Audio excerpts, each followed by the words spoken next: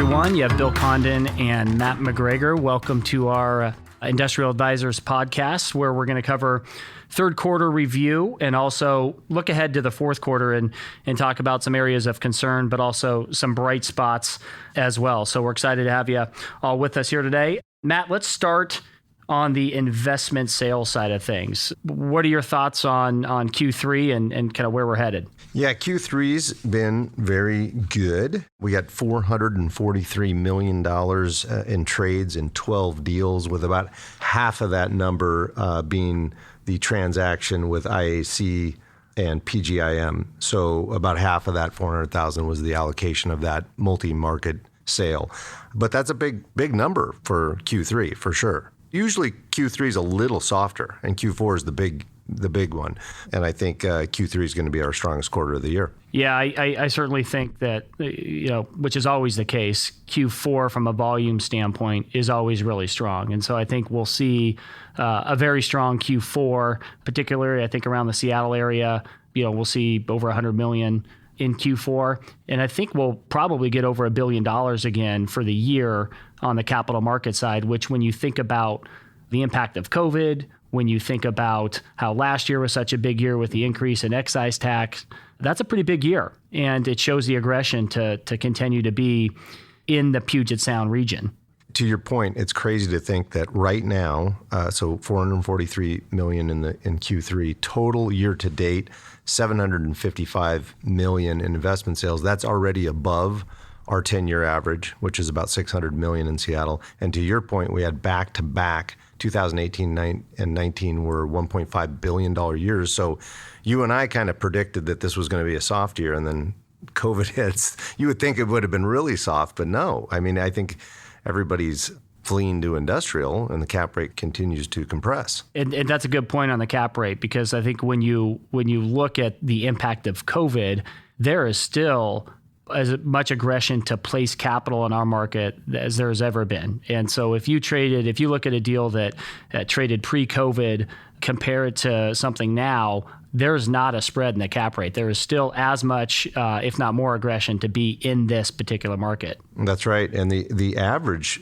this is kind of shocking. The average per square foot of those deals in Q3 was $194 a foot average. Yeah. And we had a couple of transactions of vacant shell, kind of forward type transactions, over $200 a foot for vacant shell buildings on the investment side. Yeah, and that's, as you know, only going to continue as you and I both get calls on a daily basis from groups saying, hey, do you have any product that we want to buy? We'll pay up. And so that will continue, and certainly expect it to in Q4 as well. Yeah, I think people are paying up for forwards and opportunities like that, because boy, is it hard to find and entitle land here. Obviously, it's getting harder and harder. People are running down south. We'll touch on that later for good reason, but certainly finding land, even down south now, is really challenging. So for investors to take some of that risk out of the entitlement process and go grab a building that's already entitled and going to be a forward, certainly we've seen a lot of activity there this quarter. It wasn't that long ago that Frederickson and Lacey and DuPont were considered risky. And, for sure. And now you look at it and where the nobody absorption is. Yeah, absolutely. No, and we'll go into that, but nobody's scared to go to those markets anymore. How long ago would you have honestly said that was not a part of our core market? Because it wasn't that long ago. I honestly would say even a year and a half ago, I don't think that people considered. I think people were, there was a handful of groups that would play in Frederickson and Lacey and DuPont, and now you have over 20. That's right. Yeah, so it is quickly becoming a bigger and bigger market here, and now you're starting to you see groups go even further and further south, and that'll continue as those sites get gobbled up. Yeah, and we'll talk about that South Sound related with absorption here coming up, but let's talk about vacancy, because we're certainly seeing that tick up a little bit. We are, and you look at Pierce County, and I think we're roughly 8.5% in Pierce County, and the Kent Valley's close to 7.5%. But again, a lot of the absorption is going further and further south, because that's where the bigger buildings are, that's where the bigger deals are. One of the concerns that I would say I have when you look at the market is over 100,000 square feet when you look from Seattle through Lacey, as we do often, and we track that market, there's over 70 vacancies for buildings that are either up or planned. And that's a lot of vacancy. So what are your thoughts on that? I think it's a story of where it's at, right? That's a big number, but we're also talking about a very big area. And when you're talking about that number, I do see that those older buildings are collecting and sitting in the north part of our areas, including South Seattle, Tukwila, Renton, Kent, and Auburn, where 4 of those cities, all north, have had a negative total absorption over the past 36 months. So we're certainly seeing the older product, if it's 24-foot clear and large, suffer from South Seattle through Kent for various reasons. You know, if you were going to ask me, hey, where would I want a 100,000-foot vacancy? I would not want it to be located north because the tenants have now spoken and they prefer to be down south for all the reasons we know, which is, you know, cheaper rent, cheaper triple nets, better labor pool, closer proximity to Port of Tacoma, and certainly newer assets, right? Definitely. I think we'll see, you know, the North Valley continue to see good activity in that, you know, call it 20 to 50,000 square foot range, which is the bread and butter of that market. But once you start to get 100 plus, we've seen those tenants speak loudly and say, hey, we're going to go south. We're going to go to a 30-foot clear building, more functional, that's newer. And so I think that trend for larger tenants will continue. But, you know, you also have the last mile in play if you start looking at the North Valley. So there will be groups that want to be close in and will take 100,000 square feet in Kent because it's closer to Seattle. I agree with you. I think this is a cyclical thing that I think that the North Valley has been a little bit slow because of those bigger deals. But to your point with e-commerce and certainly with COVID, you know, fast forwarding e-commerce, I think we'll start to see some positive trends in the North Valley. But I will say that has been a scary trend that's continuing. To think for collectively 3 years you've had a negative absorption in Seattle, Tukwila, Renton, and Kent is kind of crazy. It is, and I think it's important to be creative on those vacancies, you know, 100 plus in the North Valley, and look at ways to potentially demise the space to meet the 50,000 square foot requirement. But you and I have always been very bullish on the North Valley, and sure. And will continue to be. There's no land left. There's a lot of positive things that the North Valley offers to tenants and investors, and so I'm still very bullish on the North Valley in whole. So am I. And to your point, I think you just have to right size it to what it is. Right. And so if those average deals are in that 25 to 50,000 foot range, I think, you know, if you have a vacancy around 100 or bigger, you know, looking at how that might potentially demise versus in the past, you could easily lease that up as a bigger space. You bet. Let's shift a little bit and talk about the South Valley. When I talk South Valley, I'm talking Lacey, I'm talking DuPont, I'm talking Frederickson. There's been a lot of absorption over the last 3 years in those particular markets. For sure. Yeah. Talk a little bit about that. Yeah, it's been crazy. I would say I remember, you know, about 2 years ago, because you earlier you pointed out that you would have called that a secondary market a year and a half ago.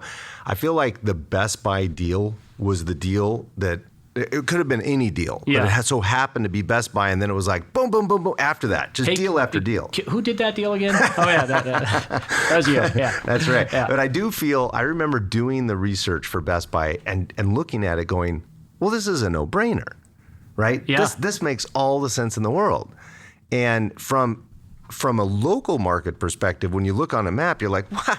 That's way out there, right? I'm sure one day they said that about the Inland Empire. Sure, right? Sure. But from a national perspective, a tenant or somebody that doesn't develop here comes in, LPC, for example, and looks on a map and goes, what are you talking about? This is 11 miles from one of the major ports, the 4th most active port system in the United States. This is not out there. This is not a tertiary market. And now you're seeing all the positive absorption. And if you look at the statistics and you go back 3 years ago and then go back for a 10-year average, south of Tacoma was about 2% of the total absorption. Mm-hmm. Okay. Over the last 18 months, and I would predict over the next year, about 80% of your total market's absorption will be south of Tacoma. So all your big deals are happening. Things are leasing quick. I mean, the fourth quarter, as you know, we know some deals that are going out there. You're going to have a lot of absorption in the fourth quarter in those markets. You bet. And to your point, when you specifically look past 36 months of the total percentage of positive absorption, Lacey's had 20% of it. And that number is going to continue to be go up as well as Frederickson and DuPont. So it'll be interesting to see how that number does increase. That's right. Let's talk a little bit about tenant activity. I see a lot of tenant activity right now in the marketplace, which is good. It's certainly picked up. The majority of the tenants, further and further south, as we alluded to earlier, are bigger, right? Whereas we're seeing a lot of the kind of 100 to 200 be focused in Sumner, Fife, Puyallup. And so I'm optimistic. When I look at our large tenants in the market list about the activity, when I look at the proposals we're getting on our spaces from, Kent all the way through Lacey, I'm pretty optimistic.